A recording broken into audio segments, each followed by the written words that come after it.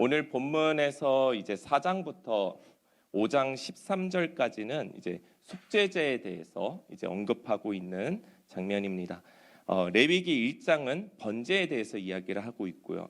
그다음에 2장은 소제, 3장은 화목제에 대해서 이야기를 하고 있어요. 번제, 소제, 화목제는 우리가 하나님께 나아가서 자발적으로 드리는 제사였다면은 오늘의 속죄제는 우리가 죄를 지었을 때 정말 하나님께 나아가야 하는 제사였기 때문에 속죄제는 자발적 제사가 아니라 의무적 제사였다라는 것 우리가 알고 가면 좋을 것 같습니다. 오늘 본문은 이제 크게 두 가지로 나누어서 설명을 하고 있어요. 하나는 제사장의 속죄제에 대해서 이야기를 하고 있고요. 그리고 또 하나는 회중의 속죄제에 대해서 이야기합니다. 저는 레위기 4장을 묵상하면서 가장 이렇게 따뜻했던 본문이 있었어요. 제 마음이 좀 따뜻하다라고 느껴졌던 본문이 있는데 바로 본문의 2절 말씀이에요. 한번 다 함께 보실까요? 2절 말씀이에요. 이스라엘 자손에게 말하여 이르라 여호와의 계명 중 하나라도 그릇 범하였을 때, 자 속죄제가 무엇이냐라고 질문을 한다면은요, 바로 2절에 그릇이라는 단어를 우리가 떠올리면 좋을 것 같아요. 이 그릇이라는 것은 무엇을 말하고 있냐면은 자신이 뜻하지는 않았지만 내가 원하지는 않았지만 짓게 되는 죄예요. 특히 이게 제사장의 직분은 백성들 앞에 서 있는 자리입니다. 그러니까 많은 백성들의 죄들을 보게 되고 만나게 되면서 자기도 모르게 물들고 자기도 모르게 알게 되는 자기도 모르게 짓게 되는 그런 죄들이 있었다라는 거죠.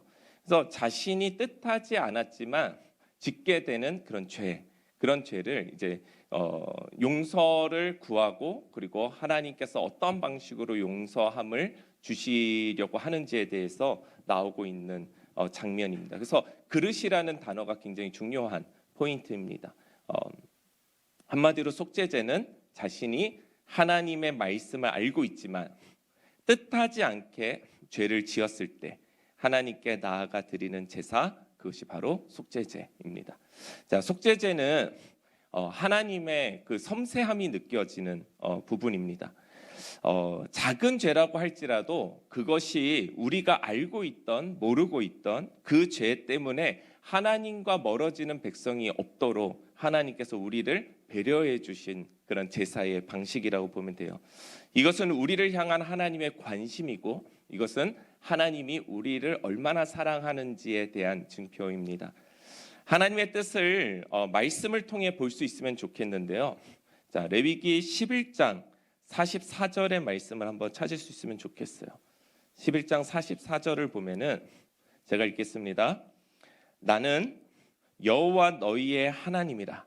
내가 거룩하니 너희도 몸을 구별하여 거룩하게 하고 땅에는 기는 길 짐승으로 말미암아 스스로 더럽히지 말라라고 말씀하세요. 그리고 또 이어서 또 말씀하시되 나는 너희의 하나님이 되려고 너희를 애굽 땅에서 인도하여 낸 여호와라. 내가 거룩하니 너희도 거룩할지어다. 아멘. 자, 하나님은 자신이 거룩하기 때문에 죄와 함께 할 수 있어요, 없어요? 없어요. 네. 그래서 하나님은 우리 인간을 사랑해요, 사랑하지 않아요? 사랑해요. 근데 우리 인간의 마음엔 죄가 있어요, 없어요? 있어요. 알고 짓던 모르고 짓던 우리의 마음에 죄가 있는 거예요. 근데 하나님은 거룩하세요. 죄와 함께 할 수 없어요. 그래서 그 죄를 씻어내는 방식을 우리 인류에게 가르쳐 주시고 허락하신 후에 우리 더 가까운 관계를 맺어가기 위한 하나님의 관심이고 하나님의 사랑이다라는 것을 우리에게 알 수 있으면 좋겠습니다. 자, 하나님께서 또 자신을 잘 표현한 말씀이 있어요. 신약 성경을 보면은요. 자, 또 한번 찾아보세요. 요한일서 1장 말씀입니다. 요한일서 1장 56절. 요한일서 1장 56절입니다. 이것도 제가 읽어볼게요. 곧 하나님은 빛이시라. 그에게는 어둠이 조금도 없으시다는 것이니라. 그렇죠? 하나님의 속성에 대해서 잘 이야기하고 있는 장면이에요. 하나님은 빛이세요. 그래서 어두움과 함께할 수 없다라는 거야. 이게 레위기 11장의 말씀과 연결이 되죠. 하나님은 거룩하세요. 그래서 죄와 함께할 수가 없다라는 거야. 그래서 하나님은 우리에게 완전한 거룩을 원하고 계세요. 완전한 거룩, 완전한 빛의 삶을 살아가길 원하세요. 완전한 거룩을 얻기 위해서는 수송아지를 잡고 뭐 이렇게 어디에 뿌리고 어디다 갖다 버리고 막 이래야 됐잖아요. 근데 그렇게 하다 보니까 사람들이 자꾸 막 편법이 생기고 안 하게 되고, 그러니까 완전한 그 거룩을 이룰 수 있도록 우리에게 보내신 분이 계세요. 누굴까요? 예수 그리스도, 예수님. 네, 우리가 예수님을 믿으면 의롭다함을 얻게 된다라고 말씀하신 성경 구절을 우리가 기억해야 될 것입니다. 우리는 절대 스스로는 의로워질 수가 없어요. 아무리 나아가서 우리가 봉사를 하고 열심히 헌신을 한다 하더라도 예수 믿지 않고 예수와 함께하지 않고 하는 어떠한 행동으로도 우리는 의롭다함을 얻을 수가 없다라는 거예요. 우리는 절대 스스로 의롭게 될 수가 없습니다. 그러나 우리의 완전한 어린 양, 우리의 예수 그리스도를 믿고 그분이 우리를 위하여 스스로 제사장이 되시고 어린 양이 되셔서 우리를 위하여 십자가의 완벽한 단번에 우리의 죄를 사하시고 단번에 완벽한 거룩을 이루게 하신 분, 그분이 예수 그리스도. 그것을 믿는 그 사람의 바로 의롭다함을 얻게 된다라는 거예요. 우리의 어떠함의 자격이 아니라 예수 그리스도로 말미암아. 여러분 믿으십니까? 예, 여러분 좀 높은 자존감을 갖고 살아가셨으면 좋겠어요. 예수를 믿는 사람들이 너무 죄에 눌려서 살지 마시고 예수 그리스도 앞에 나아가 기도하세요. 예?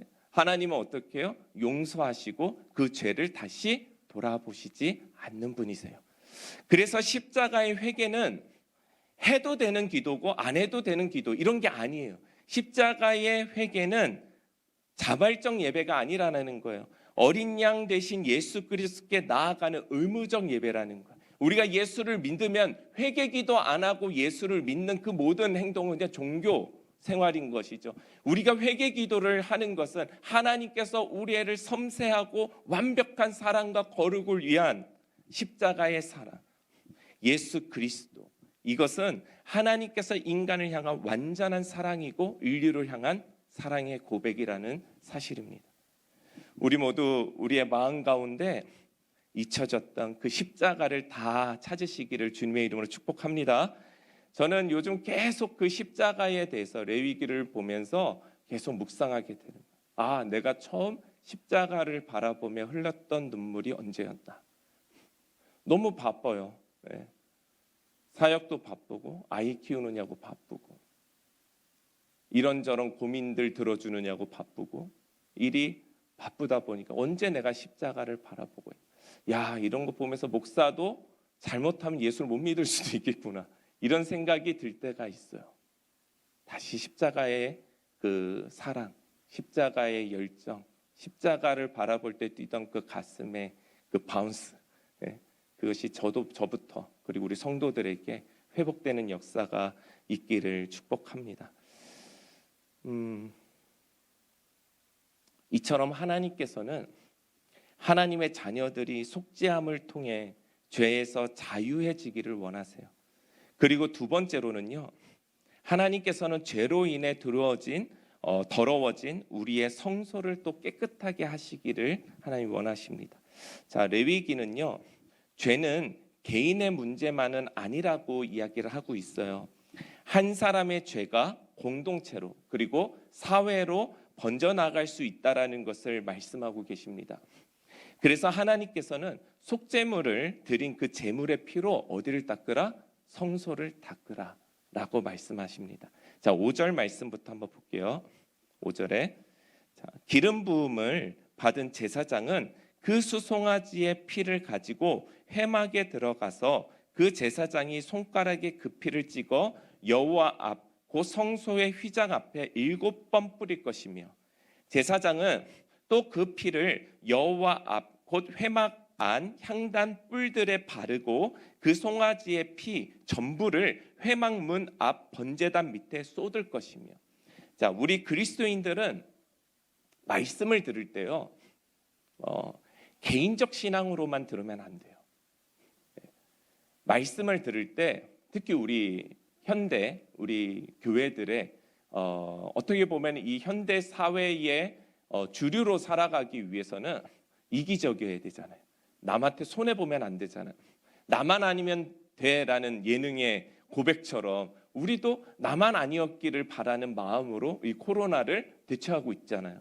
근데 말씀도 마찬가지. 이 말씀이 아프면 나는 안 걸렸으면 좋겠고, 그리고 이 말씀이 좋으면 이거는 내 말씀이었으면 좋겠고.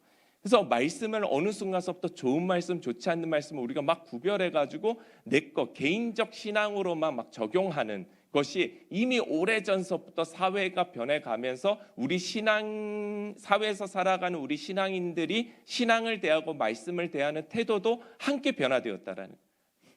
그러니까 말씀을 듣는데 전혀 공동체적이질 않는 거예요. 그냥 순수하게 개인적 신앙, 내 은혜, 내 가족의 은혜까지는 가. 근데 옆에 보세요. 한번 보세요. 민망하겠지만 한번 보세요. 양옆을 한번 쑥 보세요. 예.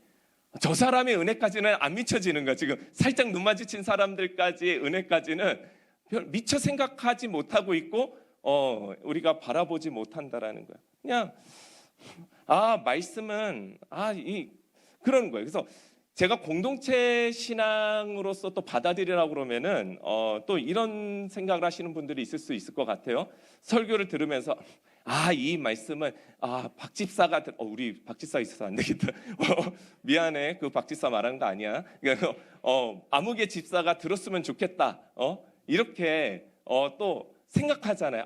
이 말은 우리 남편이 들어야 된다. 이거는 우리 아기가 들어야 되는데 막 이런 생각은 공동체적 신앙이 아닙니다. 그건 아니에요. 그렇게 들으라는 게 하나님의 말씀이 내게 들어오면 좋다, 은혜롭다, 오늘은 좀 구름 위를 나르는 것 같다 이러지만은 않잖아요. 어떤 말씀은 정말 나를 골수를 찌르듯이 아프고 정말 나의 치부가 드러난 것 같고 내가 그 가운데서 몸부림쳐야 되는데 어떻게 쳐야 될지 모르겠고 그래서 그것 때문에 남 탓도 해보고 또 막 신경질도 내보고 그러다가 또 몸부림치다가 붙잡을 수 있는 건 십자가밖에 없어. 그래서 십자가 앞에 돌아가면서 막 나아가잖아요. 문제를 회개의 자리까지 가지고 가는 수많은 내적 갈등을 우리는 겪고 있다는 사실이에요. 항상 말씀을 들을 때는 나뿐만이 아니라 나는 지금까지 우리 공동체 안에서 어떠한 한 사람으로 살아가고 있었는지에 대한 고백이 있어야 된다는 거예요. 공동체적 신앙이라는 게. 나는 그리스도의 한 사람으로 죽전동에 사는 사람이 있다면 죽전동에서 그리스도의 한 사람은 어떻게 살아가고 있었는가? 나는 그리스도의 한 사람으로 판교동에서 어떠한 한 사람으로 살아가고 있었는가? 나는 그리스도의 한 사람으로 심플교회에서 어떠한 성도로 살아가고 있었는가에 대한 공동체적 생각이 있어야 된다. 이 열방의 한 사람으로 하나님의 부름받은 그 한 사람으로 나는 어떠한 하나님의 미션을 갖고 살아가고 있는가? 그 마음의 열정과 소명이 내 가운데 꺼지지는 않았는가?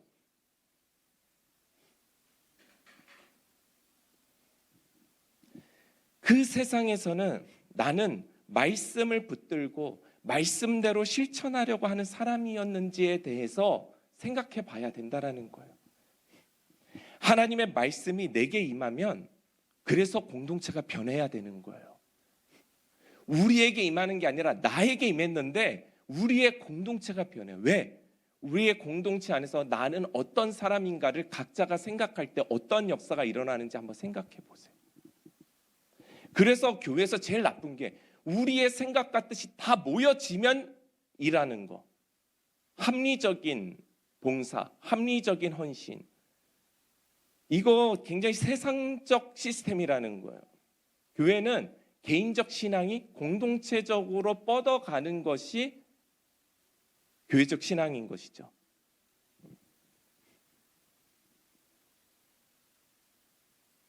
가장 어리석은 고백이 뭡니까? 저 사람 때문에 우리 공동체가 어려워졌어. 저런 모임 때문에 우리가 피해를 보고 있어. 도산 안창호 선생님이 비슷한 말씀을 하셨어요. 너희는 언제까지 왜 인물이 없다고만 할 것이냐? 말하는 너가 그 인물이 되라.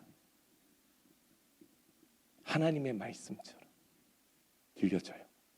하나님은 나의 변화를 통해 공동체를 세우기 원하시는, 나의 변화를 통해 하나님의 성교를 지속 유지하고 계시는 거예요. 이처럼 나 한 명의 죄가 성소를 더럽힐 수도, 나 한 사람의 깨달음이 성소를 세울 수도 있다는 거죠. 그래서 그 한 명의 죄, 한 명의 깨달음이 우리의 성소를 아름답게 세울 수도 있고, 우리의 한 명의 죄가 우리의 성소를 무너뜨릴 수도 있다.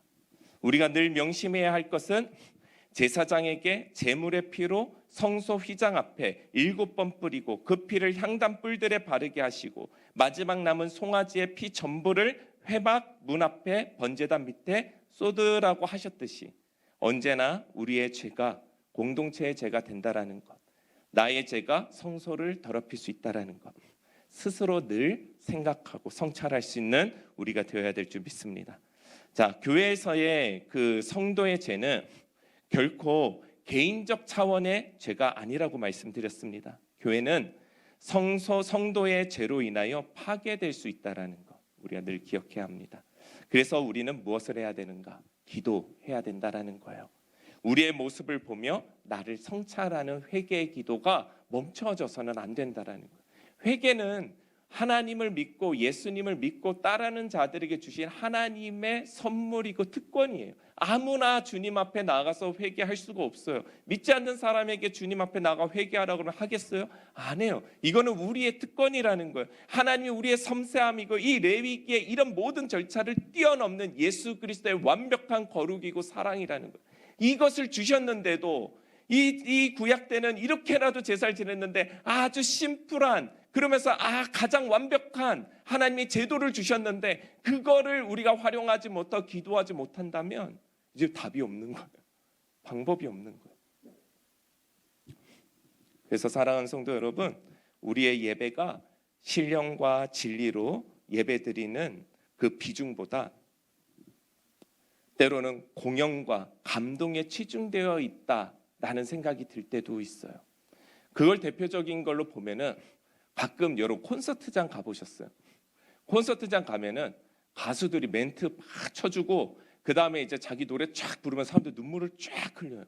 근데 한 사람이 너무 놀라서 저를 찾아온 거예요. 목사님, 교회에서 은혜 받는 것과 거기에서 은혜 받는 거의 차이를 모르겠다라는 거예요. 그러니까 우리의 교회의 예배가 정말 신령과 진리로 예배를 드리고 있는 것과 정말 콘서트장에서 우리가 한번 앉아 있으면은 관객을 압도하는 어떤 음향과 스피커의 말로 우리를 현혹하고 있는 것은 아닌지도 한번 여러분들도 점검해 보세요. 그러니까 우리가 정말 감동적 예배를 추구하고 있는가? 신령과 진리로 드리는 예수 그리스도의 십자가의 예배를 드리고 있는가? 사랑하는 성도 여러분, 하나님께서 기뻐하시는 교회는 성도들이 자신의 죄를 통하여 공동체의 위기를 잇는 거예요. 그리고 교회의 건강함을 위해서 자신을 끊임없이 성찰하며 돌보는 그런 성도들이 모여있는 교회, 그런 교회를 하나님께서는 기뻐하십니다. 우리 심플교회가 그런 하나님의 기뻐하시는 교회 공동체가 되기를 바랍니다. 자, 오늘 본문의 이야기 첫 번째가 하나님께서는 하나님의 자녀들이 속죄함을 통해 죄에서 자유해지기를 원한다라는 걸 말씀드렸고요. 그리고 두 번째는 하나님께서는 죄로 인해 더러워진 우리의 성소를 우리의 성찰과 회개로 우리의 성소가 깨끗해지기를 원한다라는 걸 말씀 나눴어요. 한 가지가 더 있어요. 세 번째는 속죄의 제사는 오직 하나님의 말씀을 듣고 깨달음이 있는 교회 공동체만이 드릴 수 있는 제사라는 거예요. 자, 13절의 말씀을 한번 보겠습니다. 13절의 말씀을 보세요. 만일 이스라엘 온 회중이 여호와의 계명 중 하나라도 부지 중에 범하여 허물이 있으나 스스로 깨닫지 못하다가 그 범한 죄를 깨달으면, 자, 속죄제를 드리라고, 그러면서 그렇게 되면 속죄제를 드리라고 말씀하는 장면이에요. 다시 말해서 하나님의 백성들이 하나님의 말씀을 깨닫지 못하여 죄를 짓다가 그 범한 죄를 말씀을 통해서 하나님의 계명을 통해서 깨닫게 되었을 때 하나님 앞에 나아가 속죄함을 드려야 된다는 거예요. 자, 사랑하는 여러분, 자, 교회 공동체가 하나님의 말씀을 듣지 않고 하나님의 말씀을 따르지 않고 하나님이 우리에게 말씀을 통하여 무엇을 이야기하는지를 우리가 알지 못한다면, 우리는 우리가 어떤 죄를 지고 있는지 우리는 스스로가 발견할 수 있는 능력이 없다라는 거예요. 그리고 하나님께 나아가 진정한 속죄를 받을 수 있는 기회조차도 잃어버리게 된다라는 거예요. 말씀은 우리의 어떤 교양을 위해서 있는 게 아니에요. 우리의 어떤 만족을 위해서 있는 게 아니다라는 거죠. 결국 그 말씀을 통하여 하나님의 세밀한 음성을 들어야 되는 거죠. 우리의 공동체의 죄가 무엇인지, 나의 죄를 통해서 우리 공동체가 어떻게 더럽혀져 가고 있는지, 공동체의 어떤 죄를 통해서 나는 어떤 변화를 일으켜 가야 되는 것인지, 나는 어떤 한 사람으로 서야 되는지, 하나님의 그 말씀을 들어야 된다라는 거예요. 그 말씀을 듣지 않으면 어떻게 돼요? 촉이 발동이 하고 우리의 생각이 발동이 되고 우리의 경험과 가치가 발동이 돼서 사람들을 정죄하고 판단하는 일들로 바뀌어질 수 있다라는 거예요. 자, 공동체가 말씀을 멀리하게 될 때, 그래서 깨어 말씀에 반응하지 못하고 있다면 교회는 성도 각자의 죄를 발견하지 못하게 될 것이고요. 그것은 결국 공동체의 죄로 오염시키는 꼴이 되고 말 거라는 것이죠. 그런 공동체는 마지막 때에 하나님의 그 심판을 결코 피할 수가 없다라는 겁니다. 자, 하나님은 말씀입니다. 우리가 말씀을 가까이 접하고 그 말씀이 들려오는 대로 반응하고 그 말씀대로만 따르는 삶을 살아가게 된다면 하나님은 그 공동체를 보호하시고 그 공동체를 통해서 자신의 뜻을 세상 가운데 분명히 나타내어 보이실 것입니다. 저에게 바람이 있다면 우리 심플교회가 이름이 유명해지고 이것보다는 우리 교회가 조금 더 말씀으로 반응해서 그런 교회로 서서 말씀대로 살다가 말씀대로 주님께로 돌아갈 수 있는 교회가 되기를 축복합니다. 그리고 오늘 본문에 또 중요한 한 구절이 또 나와요. 자, 11절과 12절의 말씀을 또 한번 다 찾아보세요. 자, 11절, 12절이 중요한 말씀이 나오는데 왜 중요한 말씀인지 한번 읽어보겠습니다. 이건 좀 한 목소리를 읽겠습니다. 시작. 그 수송아지의 가죽과 그 모든 고기와 그것의 머리와 정강이와 내장과 똥, 곧 그 송아지의 전체를 진영 밖에 재버리는 고잉 정결한 곳으로 가져다가 불로 나무 위에서 사르되 곧 재버리는 곳에서 불사를 지니라. 아멘. 자, 이 말씀이 무엇을 말씀하시는지 이 신약 말씀을 좀 봐야 될 것 같아요. 자, 히브리서 13장을 한번 찾아보겠습니다. 히브리서 13장의 말씀을 찾아보세요. 자, 히브리서 13장 10절부터 말씀인데 여러분 눈을 읽고 제가 읽겠습니다. 우리에게 제단이 있는데 장막에서 섬기는 자들은 그 제단에서 먹을 권한이 없나니 이는 죄를 위한 짐승의 피는 대제사장이 가지고 성소에 들어가고 그 육체는 영문 밖에서 불사름이라. 그러므로 예수도 자기 피로써 백성을 거룩하게 하려고 성문 밖에서 고난을 받으셨느니라.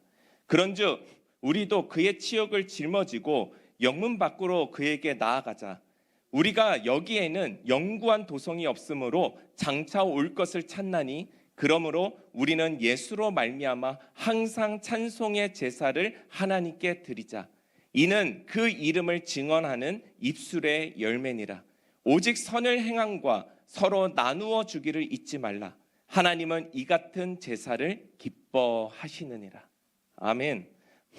다시 오늘 본문 접지는 마시고요. 한번 접어놓고 본문으로 돌아서 11절과 12절 상황과 한번 함께 상상해 보세요. 대제사장이 피는 제단에 다 뿌리고 남은 육체는 진영 밖으로 나가서 다 태워버렸어요. 여러분, 예수님은 어디에서 죽으셨습니까?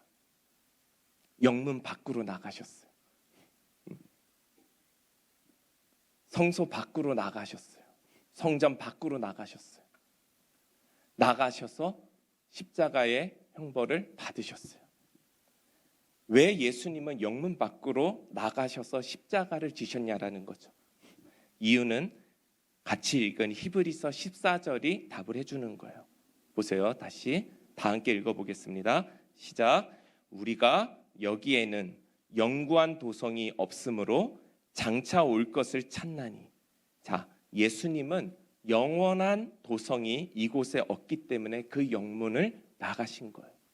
장차 올 것에 비할 그 도성이 없는 거예요.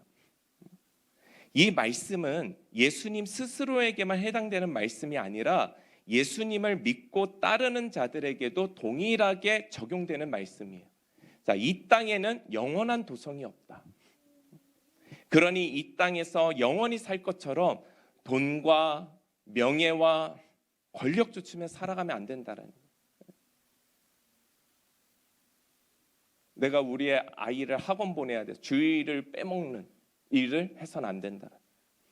돈을 조금 더 벌기 위해서 주일을 잃어버리는 그런 일을 습관적으로 하면 안 된다라는 거예요. 오직 장차 올 하나님의 나라만이 영구한 도성이요 영원한 나라이다. 그것을 예수님께서 몸소 영문 밖으로 나가셔서 우리의 온갖 더러운 죄들을 위해 자신의 육체를 어디에다가 진영 밖에다가 십자가를 통해 내어 던지신 사건. 사랑하는 우리 성도 여러분, 예수님은요 그 길을 우리에게 보여주신 이유는 예수를 믿고 완벽한 거룩을 이루고 속죄함을 얻은 하나님의 백성이 어떻게 살아가야 되는지를 그 행실을 보여주신 거예요. 이 도성 안에서 일희일비하고 이 도성 안에서 자녀 키우는 데만 막 목숨 걸고 내가 돈 버는 데만 목숨 걸고 그럼으로써 주변을 돌아보지 못하고 개인적 신앙 안에서만 갇혀서 살아가고 있는 우리에게 이 도성 밖으로 나아가 자신의 몸을 십자가에 던지신 예수 그리스도의 사건, 너희도 쫓으라는 거예요. 이 땅의 도성은 완전하지 않다. 장차 올 그 도성만이 완벽한 나라이고 완벽한 거룩을 이루는 나라이다. 너희 여기 있을래? 나와 함께 갈래? 그걸 말씀하시는 거예요.